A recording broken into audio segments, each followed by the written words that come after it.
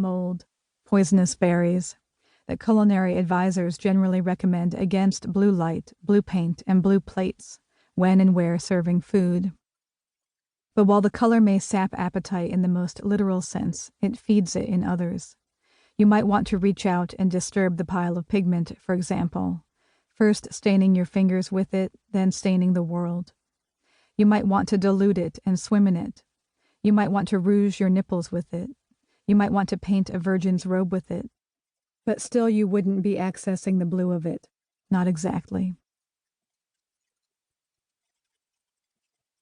8. Do not, however, make the mistake of thinking that all desire is yearning.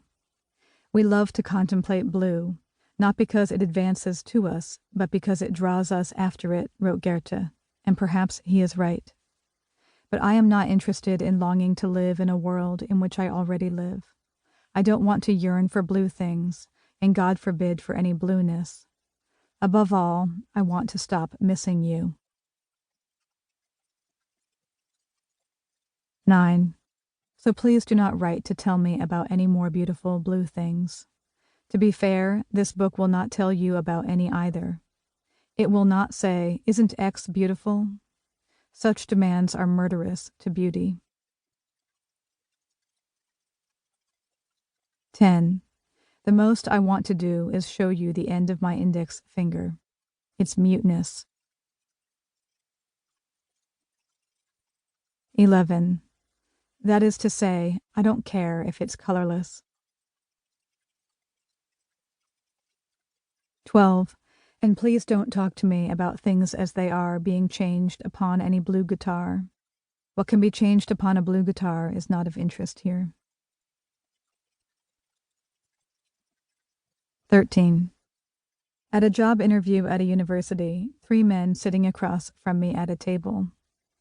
On my CV, it says that I am currently working on a book about the color blue. I have been saying this for years without writing a word. It is, perhaps, my way of making my life feel in progress, rather than a sleeve of ash falling off a lit cigarette. One of the men asks, "Why blue?" People ask me this question often. I never know how to respond. We don't get to choose what or whom we love, I want to say. We just don't get to choose. 14. I have enjoyed telling people that I am writing a book about blue without actually doing it. Mostly what happens in such cases is that people give you stories or leads or gifts, and then you can play with these things instead of with words.